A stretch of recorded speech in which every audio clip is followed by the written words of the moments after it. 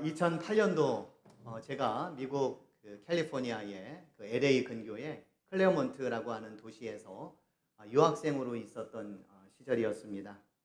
그때 저는 학교 도서관에서 아르바이트를 하고 있었습니다. 뭐 어려운 일은 아니었습니다. 그저 학생들이 이제 책을 읽고 반납한 책을 원래 위치에다가 놓는다거나 또 도서관에서 책을 읽은 다음에 여기저기 흐트러 놓은 그 책을 다시 또 원위치로 시키는 단순한 그런 일이었습니다. 그날도 제가 책장과 책장 사이에서 열심히 책을 꼽고 있었습니다. 그런데 어느 순간 갑자기 책이 막 떨어지기 시작을 하는 겁니다. 그리고 책장도 좌우로 막 흔들리기 시작을 하면서 급기야 책장이 넘어질 것만 같은 그런 위태로운 상황이 있었습니다. 저는 깜짝 놀라서 책장 사이에서 뛰쳐나왔습니다. 지진이었습니다. 캘리포니아가 워낙 지진이 또 많이 일어나는 지역이다 보니까 또 그 전에도 몇 차례의 지진의 경험이 있었지만 그때는 꽤 큰 지진이었습니다. 어제 그때 생각이 나서 그때 어느 정도 지진이었나 찾아보니까 5.4 정도의 지진이었습니다. 물론 미국은 내진 설계가 참 잘 돼 있기 때문에 5.4 정도면 거뜬히 이렇게 건물이 무너지지도 않습니다만 우리나라의 2017년도에 포항에서 일어났었던 지진이 5.4였다고 하더라고요. 처음 겪어본 우리나라로서는 굉장히 당혹스럽고 또 두려웠었던 그런 때이지 않았습니까? 그 흔들림의 시간은 약 10초 정도였던 것 같아요. 한 10초 정도. 저는 그때 너무 무섭고 너무 이렇게 당황스러워서 어찌할 바를 몰라 해서 그냥 도서관에 그냥 서 있었어요. 서 있었습니다. 그런데 저와 같이 일을 하고 있었던 히스패닉 친구, 멕시코 친구가 있었는데 그 친구가 안 보이는 거예요. 그런데 저기를 보니까 테이블 밑에 쏙 들어가가지고 거기서 웅크리고 앉아있고 또 머리를 손으로 이렇게 감싸고 있더라고요. 방금 전까지 저랑 나란히 일을 하고 있었는데 지 혼자 살겠다고 테이블 밑에 들어가는 그 모습을 보니까 치사하기도 하고 또 웃기기도 했었어요. 그런데 매뉴얼대로라면 그게 맞습니다. 그 행동이 맞습니다. 근데 저는 그런 생각을 했어요. 지진 한 번에 사람이 테이블 밑에 들어가서 정말 최소한의 안전이라도 지키고 싶어 하는 연약한 인생이 바로 우리구나. 이런 생각을 해보게 되었습니다. 시인 도종환은 흔들리지 않고 피는 꽃이 어디에 있느냐라고 그렇게 이야기를 하면서 흔들림은 자연스러운 성장의 과정이다 라고 그렇게 읊조렸는데 그러나 감당할 수 없는 흔들림이 우리 가운데에 찾아올 때 그리고 그 흔들림의 정도가 한두 번으로 끝나는 것이 아니라 끊임없이 우리를 찾아오게 될 때에 우리는 우리의 능력과 다짐만으로 그 흔들림에 맞설 수 있겠는가?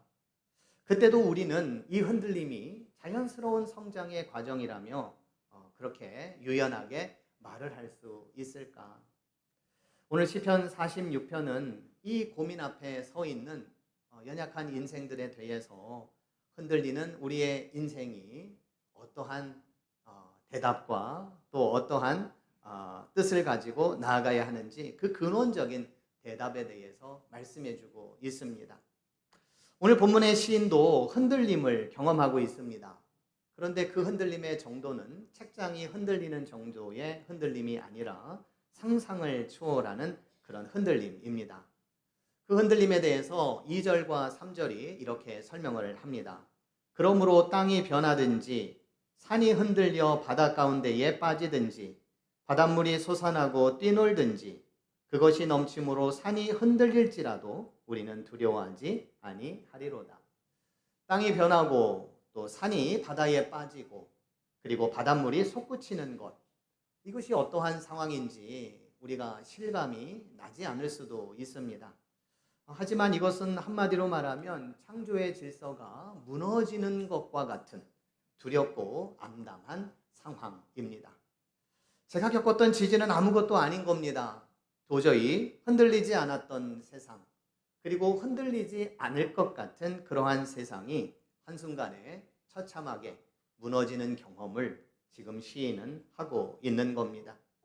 그런데 이런 경험을 하고 있음에도 불구하고 그는 동시에 이런 고백도 합니다. 우리는 두려워하지 아니하리로다. 어떻게 그럴 수 있을까요? 무엇이 그런 믿음을 갖게끔 한 걸까요? 흔들리지 않은 땅을 찾아서 그랬을까요? 아닙니다. 흔들리지 않는 분을 찾았기 때문입니다. 오늘 본문은 흔들림을 없애주겠다라고 말씀하고 있지 않습니다. 흔들릴지라도 흔들리는 한복판에서 흔들리지 않는 길을 우리에게 제시해주고 있습니다. 그 대답이 바로 본문 1절의 말씀입니다. 우리 1절 말씀을 다 같이 함께 읽겠습니다. 하나님은 우리의 피난처시요 힘이시니 환난 중에 만날 큰 도움이시라. 아멘. 흔들리지 않는 환경이 아니었습니다. 흔들리지 않는 근거, 곧 하나님이십니다. 1절에서 시인은 하나님을 피난처요 또 힘이시다라고 이렇게 고백을 합니다. 시편은 하나님을 피난처로 삼거나 그리고 하나님께 피한다라고 하는 말씀을 종종 하였습니다. 여러분들이 잘 아시는 말씀 가운데에 하나님께 피하는 자는 복이 있다라고 하는 것은 대표적인 말씀이지요. 피난처 그리고 피한다라고 하는 이 두 단어는 하나님을 그저 멀찍이서 바라만 보는 것은 아닙니다. 위험 속에서 하나님께 달려가 자신을 맡긴다라는 의미입니다. 예를 들자면 폭풍이 몰아칠 때에 바위 그늘로 달려가 숨는 모습을 상상해 보십시오. 매에게 쫓기던 새가 어미 날개 아래 파고 들어가는 모습을 상상해 보십시오. 무서운 일을 만나 두려워하고 있는 어린 자녀들이 부모님의 품으로 무작정 달려가는 모습을 생각해 보십시오. 하나님이 우리의 피난처가 되심은 어렵고 위험한 일을 우리가 만나더라도 우리가 급히 달려가, 우리가 언제든지 달려가 우리의 몸을 맡길 은신처가 있다는 것입니다. 지진이 일어났을 때에 제 친구는 테이블 밑으로 들어갔습니다. 옳은 행동입니다. 그러나 그 테이블이 인생의 피난처가 되어줄 수는 없습니다. 흔들림의 시간, 단 10초만큼의 피난처에 불과할 따름입니다. 사람이 만든 피난처는 한계가 있습니다. 유효기간이 있습니다. 그러나 하나님은 흔들리는 우리의 인생 가운데에 흔들리지 않는 영원한 피난처가 되는 줄로 믿습니다. 시인은 하나님을 피난처라 하면서 힘이시다라고도 말씀하고 있습니다. 하나님은 힘이시다라고 하는 이 말씀도 시편과 또 예언서에 보면은 자주 나오는 말씀입니다. 그런데 여호와는 나의 힘입니다 라고 하는 이 고백이 가장 강력하게 나오는 곳이 있다면 출애굽기 15장 2절에 있는 말씀입니다. 이때에는 이스라엘 백성들이 홍해를 건넜을 때입니다. 홍해를 건너고 나서 너무나도 감격적인 나머지 모세는 하나님께 이러한 찬송을 올려드렸습니다.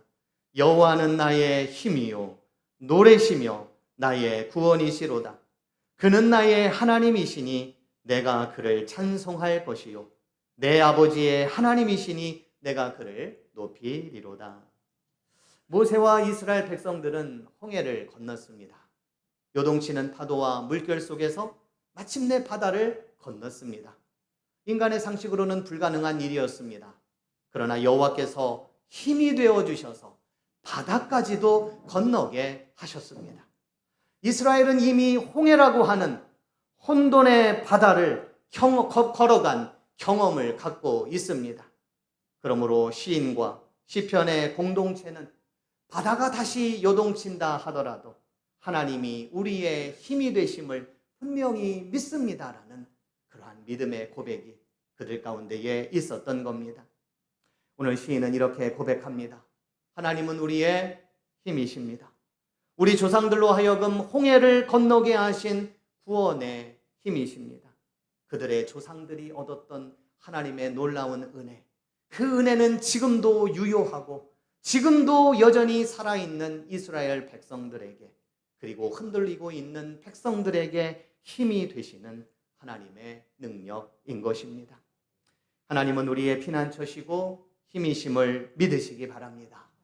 환난 중에 만날 큰 도움이신 것을 또한 믿으시는 여러분들이 되기를 축복드립니다. 우리가 흔들려도 흔들리지 않는 것은 우리의 하나님께서 피난처이시고 또 힘이시며 환난 중에 큰 도움이 되시기 때문입니다.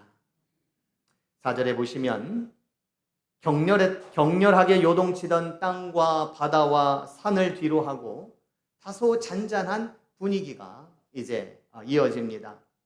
46편 4절에 보면 한 시내가 있어 나뉘어 흘러 하나님의 성 곧 지존하신 이의 성소를 기쁘게 하도다 라고 말씀하고 있습니다.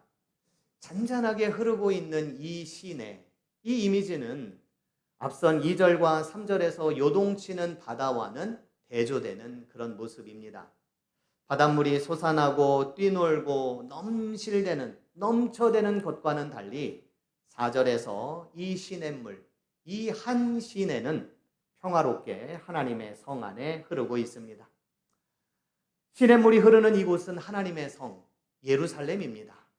그런데 본문은 이 시냇물이 흘러가면서 하나님의 도시에 기쁨을 준다고 말씀하고 있습니다. 예루살렘은 이집트의 나일강이라든가 또 메소포타미아의 티그리스 유프라테스 강과 같은 큰 강은 없었습니다. 인류 초기의 문명이 거대한 이 강 주변에서 발흥되었던 것을 우리가 고려해 본다면 예루살렘은 문명과는 별개의 지역이었습니다. 그러나 그곳에 흐르는 작고 작은 한 시냇물은 예루살렘을 기쁘게 한다고 말씀하고 있습니다. 예루살렘에는 기온샘이라고 하는 샘물이 있었습니다. 이 샘물을 통하여 물을 공급받았습니다. 그렇다면 이 시냇물은 기온샘을 의미하는 걸까요? 그렇지는 않습니다. 본문에 나오는 이 시냇물은 특정한 어느 지역의 강을 의미하는 것이 아니라 성 가운데에 계시는 하나님께로부터 흘러나오는 생명과 은혜의 공급을 의미합니다. 성경에는 하나님께로부터 흘러나오는 생명수가 여러 곳을 흘러가며 은혜의 물줄기가 되었다는 것을 여러 차례에 걸쳐서 밝히는 본문들이 있습니다. 창세기 2장 10절에 보면 강이 에덴에서 흘러나와 동산을 적시고, 에스겔서 47장에 보면 성전에서 흘러나온 물이 이르는 각처마다 모든 것이 살아났다고 말씀하고 있으며, 스가랴 14장 8절에 보면 예루살렘에서 솟아난 생수가 사방으로 흘러 온 세상을 회복시켰다고 말씀하고 있습니다. 그런가 하면 요한계시록 22장 1절과 2절에서는 하나님과 어린 양의 보좌로부터 흐르는 생명수의 강이 만국을 치료하였다라고 말씀을 하고 있습니다. 시내와 강, 그리고 강과 시내, 하나님이 계신 곳에서 흘러나오는 이 은혜의 강물은 풍성한 생명이자 풍성한 은혜의 강줄기였던 것입니다. 이것이 모든 만물을 살리는 기쁨의 근원이 되었던 것입니다. 하나님이 계신 곳은 바로 그러한 곳입니다. 하나님이 임재하시는 곳은 바로 그러한 곳입니다. 하나님의 풍성한 생명이 있고 또 은혜가 있고 모든 만물을 살리는 그 흐름이 있는 곳. 여러분들의 가정이 그런 은혜의 흐름이 있기를 축복드립니다. 여러분들의 삶이 이러한 은혜의 흐름이 있는 복된 삶이 되기를 또한 축복드립니다. 하나님의 임재하심으로 말미암아 풍성한 생명의 은혜가 이 자리에 함께한 여러분들을 살려내는 기쁨이 되시기를 간절히 축복드립니다.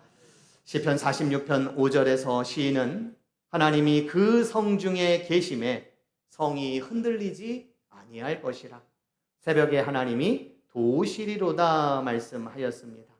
하나님이 성 중에 계시니까, 하나님이 그 성 안에 임재하고 계시니까 산은 흔들려도 성은 흔들리지 않는 것이었습니다. 성벽이 튼튼해서 흔들리지 않는 것이 아니라 하나님의 임재가 그 성을 지켜주셨습니다. 지키는 것은 벽이 아니라 그 안에 계시는 하나님이었습니다. 하나님을 갈망하십시오. 하나님을 모시고 살아가십시오. 우리는 흔들려도 흔들리지 않을 수 있는 이유가 있다면 하나님이 우리와 함께 하시기 때문입니다. 시편 16편 8절에서 다윗은 이렇게 고백을 했습니다. 내가 여호와를 항상 내 앞에 모심이여 그가 나의 오른쪽에 계심으로 내가 흔들리지 아니하리로다. 내가 항상 주님을 모심으로 그 하나님이 나의 오른편에 계셔서 나의 힘이 되어주시고 또 나의 능력이 되시는 하나님은 나를 흔들리지 않게 하셨다는 이 다윗의 고백은 바로 저와 여러분들의 고백이 되어야 할 줄로 믿습니다. 본문 5절 하반절에 보시면 시인은 새벽에 하나님이 도우시리로다 라고 말씀을 하면서 흔들리는 우리의 인생, 하나님께서는 낮이고 밤이고 또 심지어 새벽에도 우리를 도와주시는 하나님이신 것을 또한 말씀하고 있습니다. 성경에는 새벽에 일어난 역사들이 참 많이 있습니다. 아브라함의 조카였던 롯이 소돔에서 이끌림을 받았을 때 바로 새벽이었습니다. 야곱이 천사와 씨름하여 이스라엘이라고 하는 새 이름을 얻는 때에도 새벽이었습니다. 홍해를 건너게 하셨을 때에도 새벽이었습니다. 다니엘이 사자굴에서 죽지는 않았을까 가서 확인해 보니 살아있음을 보았을 때에도 새벽이었습니다. 그리고 예수님의 부활이 드러난 때도 새벽이었습니다. 어둠 속에서 빛으로, 위협 가운데의 구원으로, 죽음을 이긴 부활과 새 생명의 창조의 역사는 새벽에 일어났던 것입니다. 새벽은 밤이 가장 깊은 끝자락입니다. 새벽은 아직은 아무것도 보이지 않는 그러한 순간입니다. 그러나 하나님께서는 마침내 그 긴 어두운 밤을 끝내시고 감추어 두었던 구원의 은총을 베풀어 주시는 시간이 바로 새벽이었던 것입니다. 새벽은 우리와 함께 하셔서 끝내 구원을 이루시는 하나님을 만나는 시간입니다.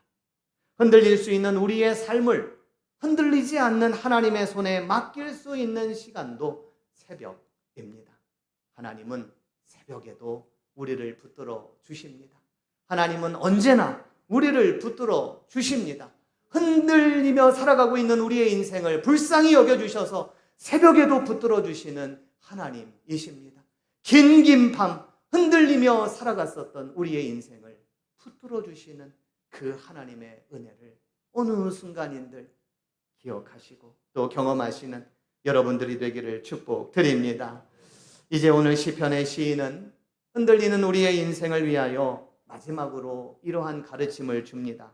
오늘 10절에 있는 말씀입니다. 이르시기를 너희는 가만히 있어 내가 하나님 됨을 알지어다. 내가 문나라 중에서 높임을 받으리라. 내가 세계 중에서 높임을 받으리라 하시도다. 하나님은 우리에게 가만히 있으라 라고 말씀을 합니다. 새한글 성경은 멈추어라 라고 말씀을 합니다. 안식일이라고 하는 의미가 멈춤이라고 하는 의미를 가지고 있는 것을 우리가 안다면 이 주일날 드려지는 이 예배가 하나님 앞에 우리가 가만히 서서 나가는 시간이다 라는 것을 또한 우리가 깨닫게 되는데요. 우리로 하여금 하나님께서 가만히 있으라 라고 말씀을 하신 것은 하나님이 하나님 되심을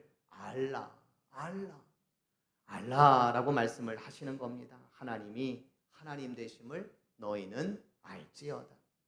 가만히 있으라 라고 하는 것은 손을 내려놓으라 라고 하는 겁니다.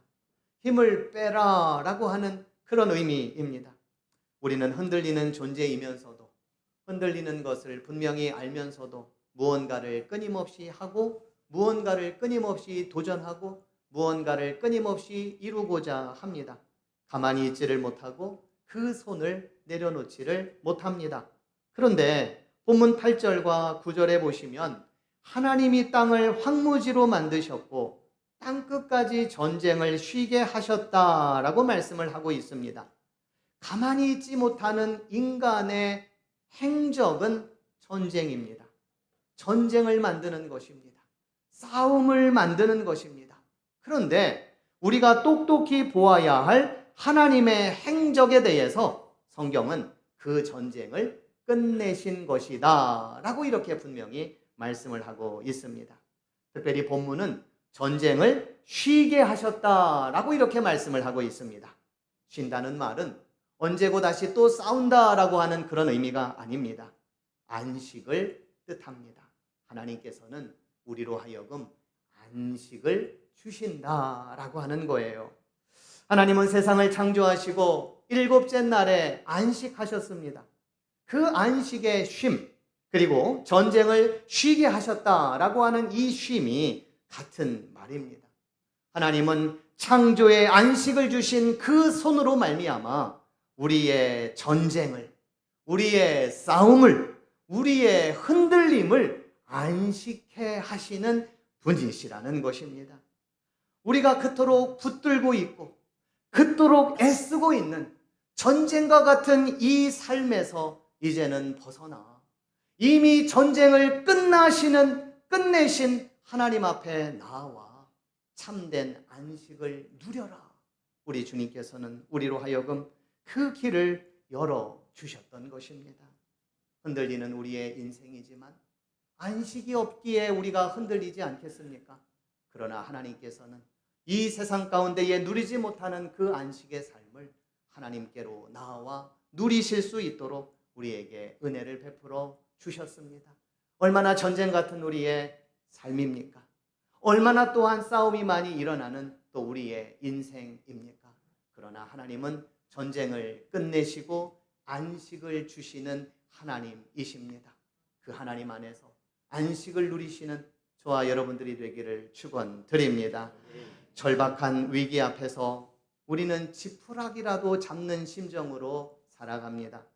아무런 도움이 되지 않을 줄 알면서도 무엇이든지 손에 쥐어야만이 마음에 놓이는 그러한 우리의 인생입니다. 그런 우리에게 하나님은 이렇게 말씀하십니다. 그 손을 놓아라. 흔들림을 이기는 길은 더 세게 붙드는 것이 아니다. 너를 붙들려는 내 손에 너를 맡기는 것이다. 하나님께서는 모세에게 나타나셔서 나는 스스로 있는 자다 라고 말씀을 하셨습니다. 우리가 가만히 있어도, 우리가 멈추어도, 우리가 아무런 일을 하지 않아도 하나님은 스스로 계시는 분이십니다. 하나님은 존재하시는 분이십니다. 하나님은 스스로 일하시는 분이시고 하나님은 스스로 역사하시는 분이십니다. 그 하나님을 믿으며 또 나아가시는 또 여러분들이 되기를 축복드립니다. 말씀의 결론을 맺습니다. 오늘 시편 46편을 우리가 유심히 읽어보면 동일한 본문이 두 번에 걸쳐서 나오는 것을 볼 수 있습니다. 7절과 11절에 있는 말씀인데요. 우리 함께 다 같이 읽어보겠습니다. 만군의 여호와께서 우리와 함께 하시니 야곱의 하나님은 우리의 피난처시로다. 아멘. 7절과 12절에 나오는 말씀인데 그 두 상황은 서로 다릅니다. 앞에는 굉장히 위태로운 상황이에요. 그러나 뒤에는 평화로운 안식을 누리는 하나님의 그 안식의 그 복음을 듣는 그런 상황입니다. 상황은 달라졌지만 그러나 노래는 동일합니다. 왜 그런지 아십니까? 하나님께서 달라지지 않으셨기 때문입니다. 그때의 하나님, 지금의 하나님이시고 그때의 피난처 되시는 하나님은 지금의 피난처가 되시는 하나님이시고 그때의 힘과 도움이 되시는 하나님은 지금 우리의 힘과 도움이 되시는 하나님이시기 때문입니다. 흔들리지 않고 피는 꽃은 사실은 없습니다. 그러나 뿌리까지 흔들린다면 꽃은 더 이상 살 수는 없을 것입니다. 우리의 뿌리는 우리 안에 있지 않습니다. 우리의 능력이나 우리의 다짐 안에 있지도 않습니다. 사도 바울은 심히 큰 능력은 하나님께 있다고 말한 바가 있습니다. 그러기에 흔들릴 때마다 두려울 때마다 우리의 심히 큰 능력이 되시는 하나님을 바라보십시오. 피난처가 되시는 하나님만을 향해 나아가십시오. 우리 가운데에 계시는 하나님의 임재하심을 붙들고 나아가십시오. 그리고 내가 모든 것을 통제하려고 하는 이 마음을 내려놓고 하나님 우리를 다스려 주옵소서. 가만히 서서 이제는 하나님이 하나님 되심을 알게 하여 주옵소서. 우리의 인생을 이렇게까지도 내어놓을 수 있는 여러분들이 되시기를 축복드립니다. 우리는 흔들릴 수 있습니다. 그러나 무너지지는 않을 것입니다. 만군의 여호와 하나님께서 우리와 함께 하시기 때문입니다. 우리의 피난처가 되시기 때문입니다. 그러기에 오늘 우리는 이 믿음의 고백을 가지고 살아가기를 원합니다. 오늘 설교 제목처럼 흔들려도 흔들리지 않는 우리의 인생이 되기를 소원합니다. 흔들리지 않으시는 하나님께서 우리와 함께 하심을 믿고 살게 도와주십시오. 우리를 붙들어 주십시오. 이 믿음으로 나아가시는 저와 여러분들이 되기를 주님의 이름으로 축원드립니다. 기도하시겠습니다.